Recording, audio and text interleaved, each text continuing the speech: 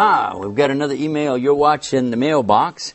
I'm Yusuf Estes. Here's one that's asking the question, can we celebrate birthdays? What about Christmas? What about Easter and other celebrations? What about that? Well, first of all, in Islam we know that everything regarding worship of Allah is dictated by Allah and His Messenger, and we must not add to or take away from what's been said about that.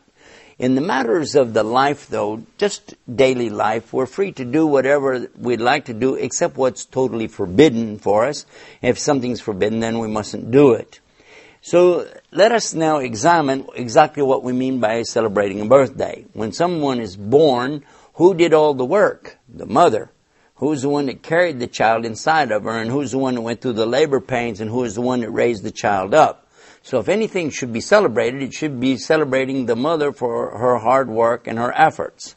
Also, another thing, when you talk about birthdays, would you be talking about the sun calendar, which is now associated with the Christian religion, or would you be talking about the lunar calendar, which is associated with the Jewish and the Muslim religion?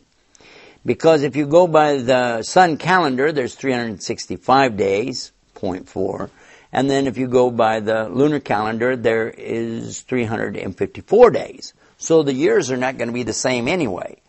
So if you said, well, it's just for fun, I want to have a cake and I want to put candles on it, well, then you got another problem. The candles on the cake actually are not coming from Christianity or Islam. They're coming from the Celtic religion. And this is the Druids, many, many centuries ago, and they used to worship fire and things like that, and this candle represents that. So we're starting to really infringe on the area here of worship, and this is why birthdays, Easter, Christmas, and all the rest of it is not something acceptable in Islam, because it implies a type of worship or celebration other than what's been approved by Islam. We do have two main Eids called Eidain, and that's Eid al-Adha and Eid al-Fitr. And if you understand how that works, we've got plenty of time to celebrate in there, have a good time.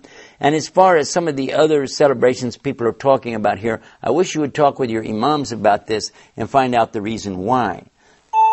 Okay, we've got another one in here. It's asking about plucking the hair from the face and the eyebrows. Well, if you're altering what Allah has given you, you must have a really good, legitimate reason for this.